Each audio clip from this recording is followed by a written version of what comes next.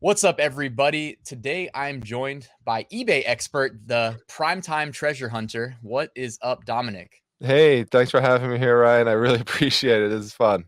Hey, I'm glad you could join me. It wasn't, what was it, like 2 days ago, yesterday, that I emailed you and asked you to be on the channel? Yeah. But when another YouTuber reaches out to me and wants to collaborate, I'm all for it. And I really love doing crossover things. Like I like to invite people onto my channel who are in like different niches or niches. So when you invited me to do the same thing, I was like, well, this is exactly what I try to do on my channel, so it's perfect. Yeah, it is. And yeah, I mean, collaborations are a great way of growing your channel. And so why don't we start by just introducing the content that you are putting out on your channel to my audience? Sure. So as you can tell by the name, Primetime Treasure Hunter, I like to hunt for treasures. And so I have a lot of videos on my channel in which I'm going out to places like estate sales and garage sales and flea markets and rummage sales or private picks that I set up through ads that I place on Craigslist, or even ads that I actually respond to and go out and look and try to source for things low, and then to find a deal and flip it high onto primarily eBay. That's where I have the vast majority of my listings are there. Occasionally we put some things on Facebook Marketplace or Craigslist ourselves, or a local marketplace app to flip it. Those would tend to be like bigger, heavier items like furniture and stuff like that. Okay. But for the vast majority of stuff that we get, we're shipping it out through eBay. So my channel has a lot of those actual treasure hunts. You'll see me actually go to the estate sale, for example, or go to the flea market, and I take you through the place, show you what I'm looking for, why I picked it up or why I didn't pick it up, what I expect to get out of it. I do a what sold video every month, so it shows the top 10 items in terms of value and profit that's sold in my eBay store. And I have a lot of educational videos too, in terms of trying to teach people different things about reselling, about how eBay works, things to look out for. We call them bolos, things to be on the lookout for. Mhm. So we have those types of videos. And then I do an interview show every Wednesday evening at 9 p.m. Eastern Standard Time. So that's the basics of what I have on my channel. As you could see from behind me, I do a lot with comic books. Mhm. So I love to flip those. I buy whole collections by the hundreds or the thousands, and I flip those. But I sell anything and everything that has potential value. Mostly stuff though that is vintage and collectible. Got it. And it sounds almost like Storage Wars, like your Yeah, own version of Storage Wars.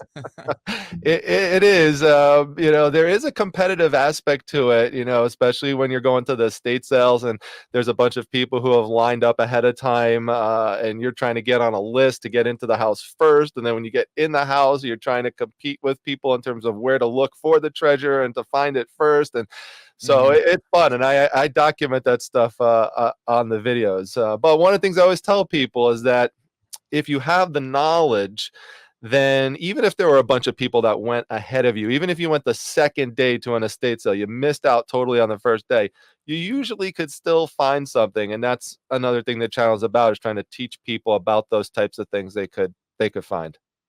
That's awesome. And what was your Yeah. best like score in the comic book realm? I'm sure you've had at least one good one that you can talk about. Oh yeah. I'd say my favorite one ever. This is a kind of a little funny story.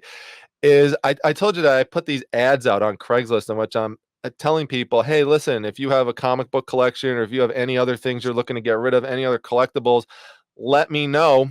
And I'll be more than happy to meet up with you, and we could try to work out a deal. So a guy contacts me. He initially sends me this picture of a trailer with just a bunch of boxes and stuff. It didn't really actually look that interesting. It looked like furniture pieces and stuff. So I said, well, I don't know if you exactly have what I'm looking for. He's like, no, come over, check it out. You'll see. So I go over, check it out. And the first day I go over, I got a lot of stuff, a lot of collectibles. And I said to him, I said, do you have comic books? And he said, yeah. He goes, but I don't have them here. I have them home. So I said, okay. So next time we meet up again, and he says, "Oh yeah, you said you wanted those comic books, right?" I said, "Yeah." He says, "Okay, here's a box or a couple boxes, and we just made a deal for it." I flipped through it real quick, did not look through all the issues, just saw that there were some older comics. So he just threw it in. Was not a lot of money at all, like I'm talking like literally based on everything I bought from him, I paid less than $1 per comic book.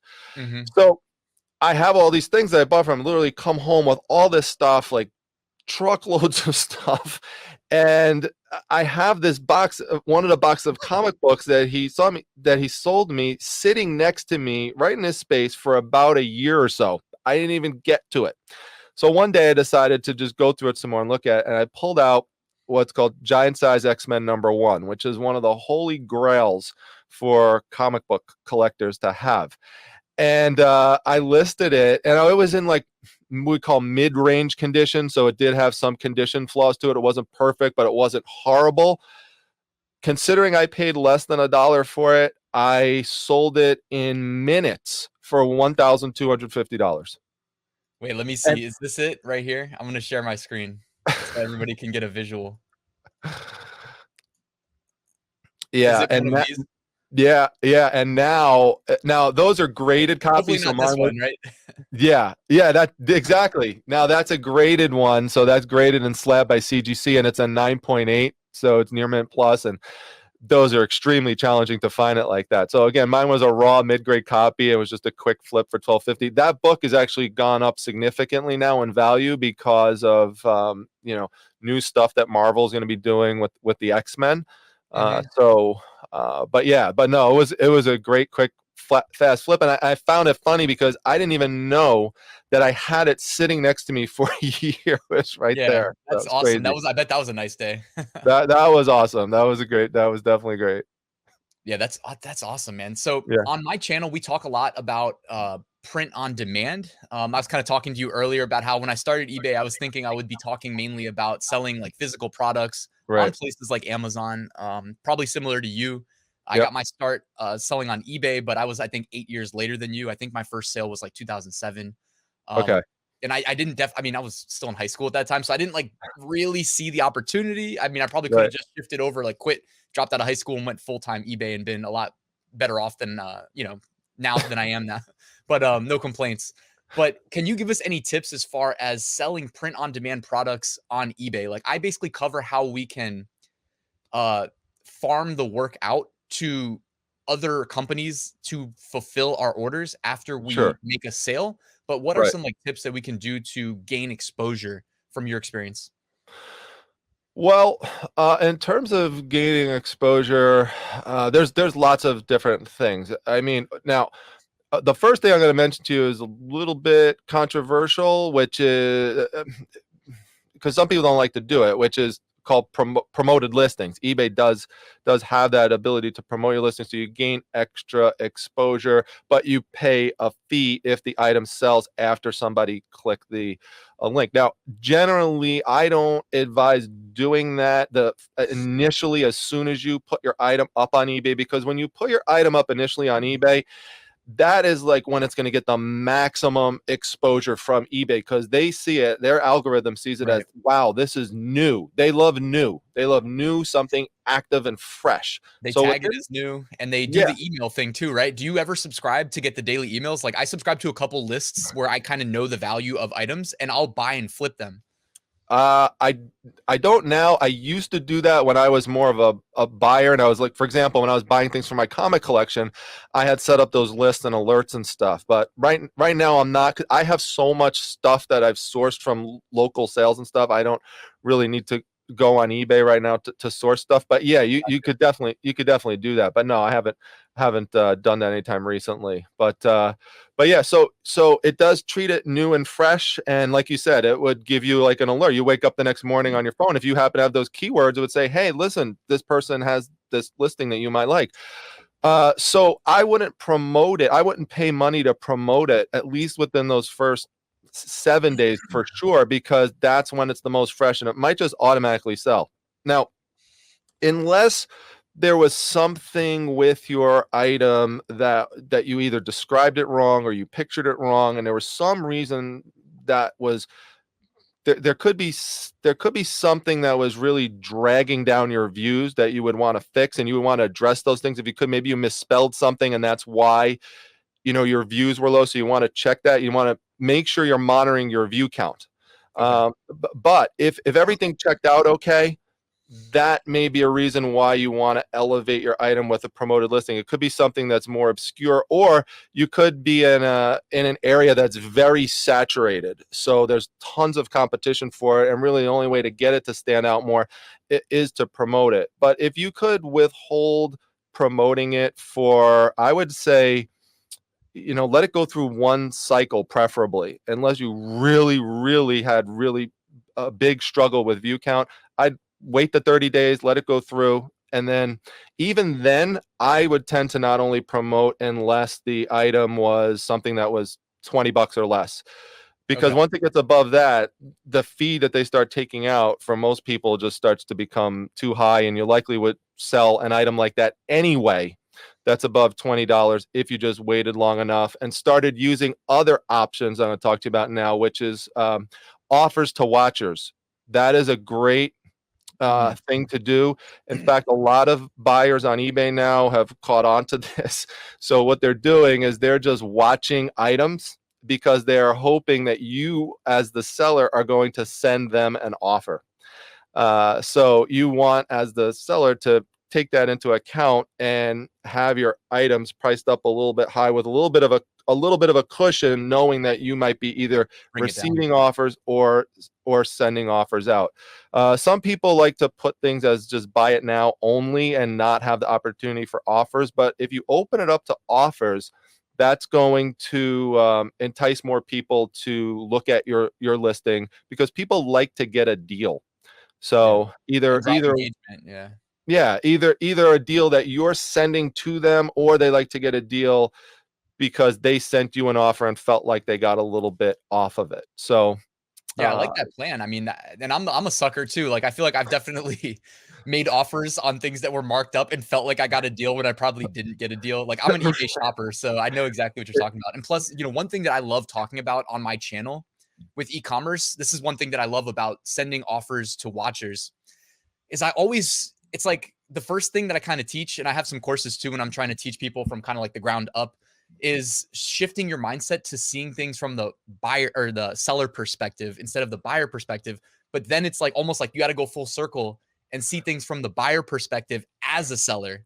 you do. It's like, what is the best way to convert somebody? It's honestly to like drive engagement, which if you're sending an offer to a watcher, like you're getting in their inbox Right. and they're seeing your product exclusively, and Yep. they're only a couple clicks away from owning it. It's brilliant. I love it.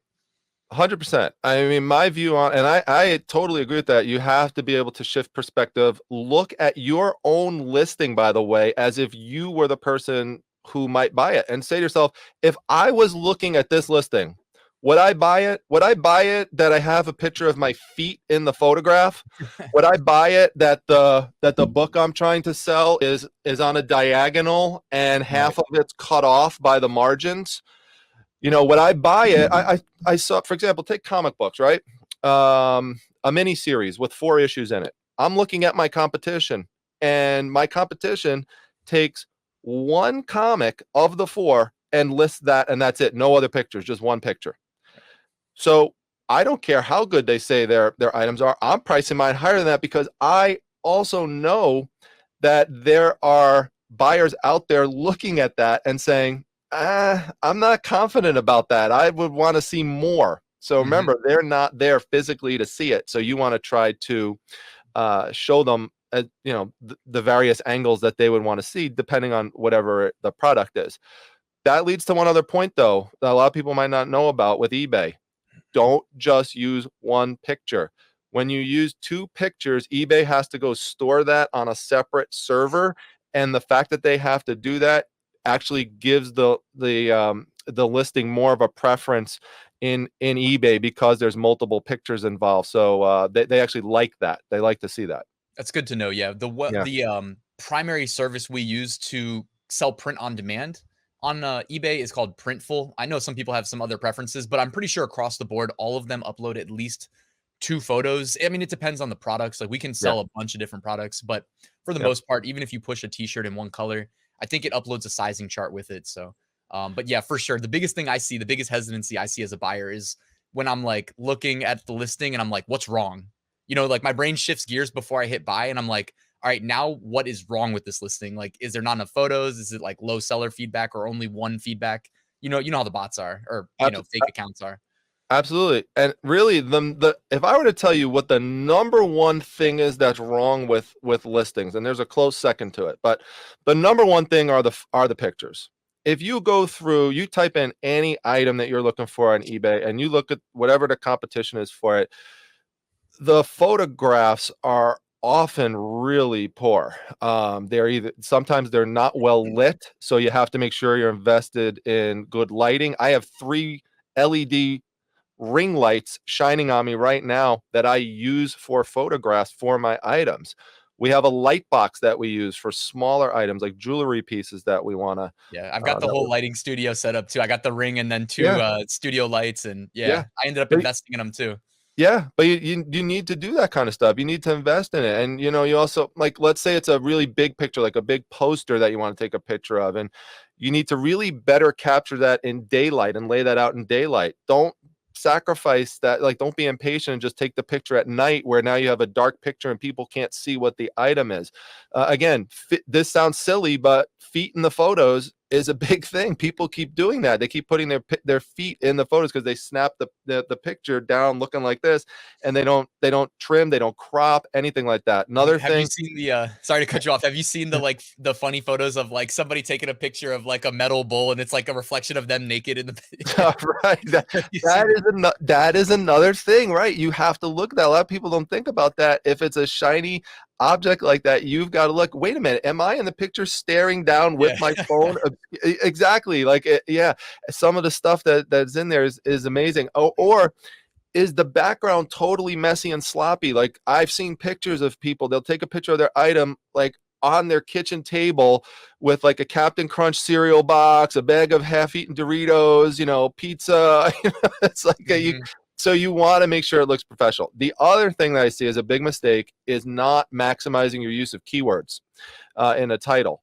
So you have to think of what people are going to search for to find your item, and you've got to put that in there. You don't have to make your title sound like you're writing a thesis. Okay, it doesn't have to grammatically even flow. You just have to make sure that you have the main terms right up front, and then you have any other thing related to it that people would search for in there, in that title. And also, eBay does search descriptions too, so you also want to make sure whatever you can't fit into the title, get that stuff into the description. That's huge. A lot of people just put like a few words in the beginning of the title and they leave all this empty space, or sometimes fill it with things. They waste their time filling it with things that people are not going to ever search for. So they'll type in, look at this great deal, free shipping. No one's going to type that. No one's going to search for, look at this great deal, free but they're wasting their time. I hear you, man. I also like to I quit my job as a web developer about a year ago, but like I'll go in and like when I upload my photos to the listing, I'll grab the image source from the primary and then I'll go into the HTML view of the description and kind of like drop it in there and like float it and make it look a little bit more professional. Like I just feel like it's something more than any little thing like that in my mind that's like a little bit more than what's usual, gives that buyer the extra reassurance, that you're not just some like crappy, like, I don't know, dropshipper. Right, exactly. You want to make sure you look professional, and you literally just hit on what I talked about in the last video that I uploaded on my channel, which the actual title was called "Most People Would Not Do This, But It Paid Off." And what I had to do with was that I went out sourcing on a estate sale. I found over 500 Kodak slides from the 1940s. And what I did is I lifted them up one by one and I shown them through the light, and any picture that looked interesting, I actually took a picture of it, and by shining it on the white light, I could actually see what the photo actually looked like. And then I picked the best ones out and I put those into my listing and cropped everything out, made it look very professional. But that's the key, is I took the extra step. Like you just said, you want to go the extra mile. Like I said, with that competitor with the comic book series who only had one of the 4 comics listed, what are your competitors doing? How can you make it, even if it's just one step better, to go to extra mile? That could be the differentiator that makes your, like you said, customer conversion, that leads you to convert that customer. I love it, man. And the reason I actually wanted to invite you onto the channel for an interview, just like the first thing that I thought this would be really beneficial just to share with, you know, the subscribers, had to do with a video that YouTube suggested to me. So that's how I found you, about a new fee that eBay is implementing. I noticed that they have been breaking away from PayPal. And you know, I'm spread pretty thin across the board with all of the like little ventures Right. I'm doing, but I did notice the like increased sequence of emails from eBay and like, hey, make sure you fill this out by this date. And I'm like, are they getting rid of PayPal? And it seems like they are. And Yeah. also hitting us with this new dispute fee. Do you want to talk about that for a second? Yeah, so this is actually where some of the controversy comes into is use of the word new. So use of the word new is relative. I did use the word new on my video, and I stand by it, and I'll explain to you why in a moment. So basically, the history of this, like you said, is that eBay and PayPal were connected at one point. PayPal was doing the processing, and so they were always collecting a 2.9% fee plus 30 cents on every transaction. Well, after a while, you know, eBay saw this and was like, well, this is all money that we're losing. Not only that, they're losing the ability to, you know, get involved in, you know, dispute mediation financially. And in addition to that, they're losing insights into what's going on with the payment processing. So they decided to break away, and they started in 2018 to roll out their own platform, eBay being the ones who are intermediating the payment, so not using PayPal. And they started transitioning more over to that in 2019, 2020. But there's still not every seller is on this, so it is Okay. still rolling out. They expect it now to be done by the end of this year, which is a little Because now bit I of get emails from them like every other yeah. day of like your payout is now done. I'm like, I don't like these emails. Just pay me. Right. So they're actually using a company called Adyen, Adyen, behind the scenes. But the thing is that the buyer doesn't see that at all. And neither Mm. does the seller. It looks like everything's being done through eBay. So eBay is essentially processing the payments now. And there's good and bad about it. The good is that it does open it up to, you know, many more forms of payment that they can now that eBay can now process, and everything's all done in one spot, so you don't have to go over to PayPal anymore to do that. So, okay, so with regards to the fee, so previously, if a buyer disputed a transaction, what they normally would do in the vast majority of cases is they would go to eBay, and then eBay would reach out to you as the seller and try to find a way that you and the buyer could work things out. Yeah. Rarely, rarely did a buyer go over to PayPal to try to initiate the dispute.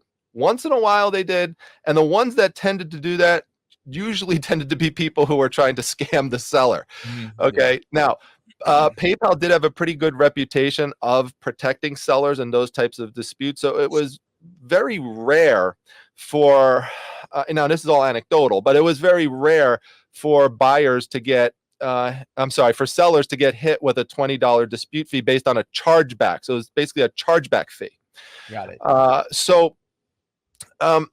That sometimes happened, but again, it was rare. So now going over to eBay, if a buyer is going to dispute something at this point and try to do a chargeback, the seller is going to get a message now from eBay.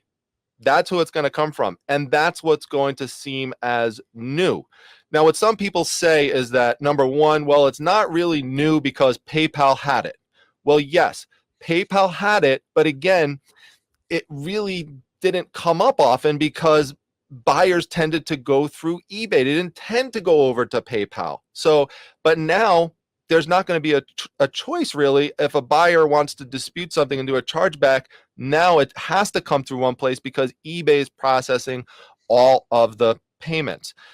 Now, here's the other thing about it being new. What does new really mean? Because when eBay rolled out managed payments and they put their policy in place, it does say in their policy that there's just going to be this dispute fee. It's in there if you read it. It wasn't like a big announcement went out to everybody that everybody saw it. And if you're just coming over to manage payments for the first time, and it's still happening, people are still not on it. I got on it for the first time at the end of last year.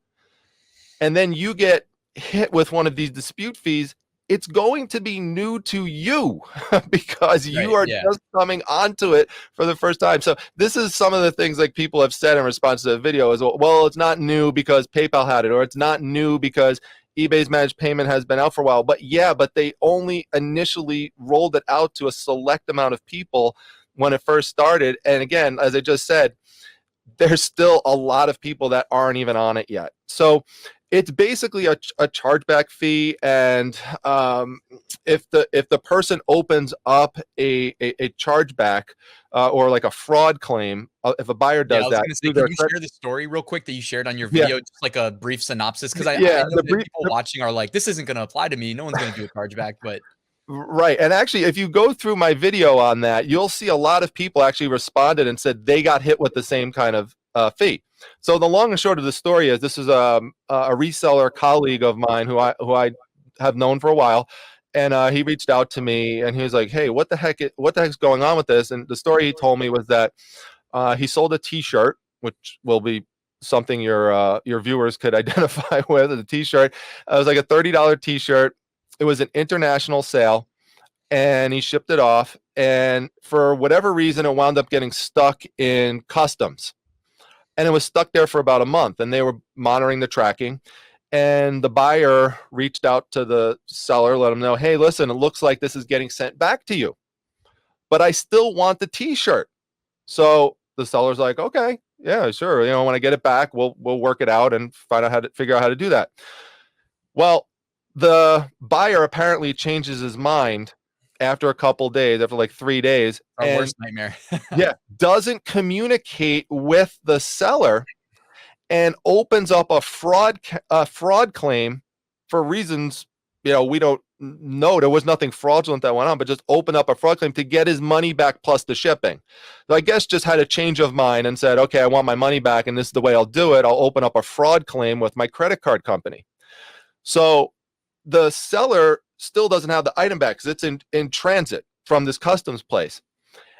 And I've heard some people say, well, at this point, the seller should have just refunded the buyer. I don't agree with that, because unless you're Amazon, I don't know of other places that are refunding things without getting the item back. And the only reason Amazon could really do that is because they're forcing their third-party sellers to issue the refund, because they don't want to deal with it. So they can make them do that. They could absorb it. But remember, we're talking on eBay about people who are just, they're running small businesses, by themselves, that kind of thing.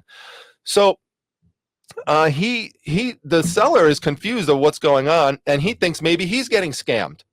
So he disputes this claim that has come, towards him from the buyer. Now, he says he did not see anything warning him about a $20 fee. I've had some people say they've seen the warning. I've had other people tell me they haven't seen a warning about it. It might depend on whether or not you get this message from eBay on their app or on their desktop, because as of right now, those two things are not well integrated. They're different experiences, and things show up differently on each one. So I'm not sure, because I didn't get the actual email. But the bottom line is that he did challenge it, and they found against him. So he now owed the $30 back, including the shipping, and the $20 fee from the dispute, because he challenged the chargeback. And I've heard some people say, well, the money doesn't really go to eBay. It goes to the credit card company. No, the money goes to eBay. eBay has literally said that money comes to us. Now, they'll say they're trying to recover money that they got hit with from, like, a charge from the credit card company. But the way the seller is going to see it is that this is coming from eBay, and eBay is telling me I owe this money. And eBay, now that they control your money, they could go right into your account and they could take it right out. They could freeze your funds and grab it, because now they have direct access to it, whereas they didn't have that direct access before. So now they can, because they have the information on your bank account and that sort of stuff. So you have to really be careful. Now, I will say that he did complain, and he did reach somebody within eBay for Business who was able to hear him out, and they eventually did drop that fee, and they gave him the $20 back. But he had a fight for that, and there's no guarantee that you're going to be able to get that back. So it is a risk if you do want to challenge it. So you definitely have to be more careful now. Yeah, I just was thinking as you're talking about it that like maybe there is a silver lining and like this could help deter. I'm just thinking out loud. This may not Yeah. actually apply, but it could help maybe Yep. deter a lot of like the new accounts that pop up with 0 reviews, 0 sales that are selling like fake stuff. You know, like one of the things I like to flip is like luxury shoes where sometimes they get Right. listed super cheap. And there are definitely like factories that specialize in making the knockoffs. And whenever you Oh yeah. start seeing like one shoe pop up overnight with like 10 new sellers and they all have 0 feedback, and it's like maybe this will deter them from making sales that people realize are fake, return it and dispute. And Sure. I mean, like anything else, there's usually always a silver lining. Like I even said with managed payments, there's good things about it.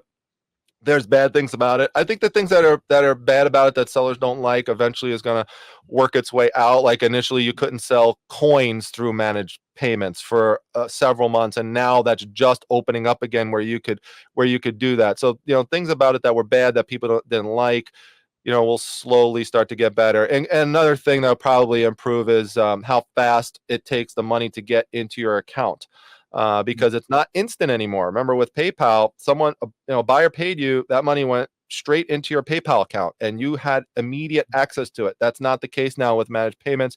You do have to wait a day or more to be able to get those funds. So yeah, you're right. Silver lining. hey, this has been a great interview and very informative as far as eBay goes. Now, I forgot to mention at the beginning of the video, but I'm sure my viewers already knew that I would put your a link to your channel right there at the top of the description, guys. So go show them some love. Check out the Primetime Treasure Hunters channel. Dominic, man, it's been great having you on the channel.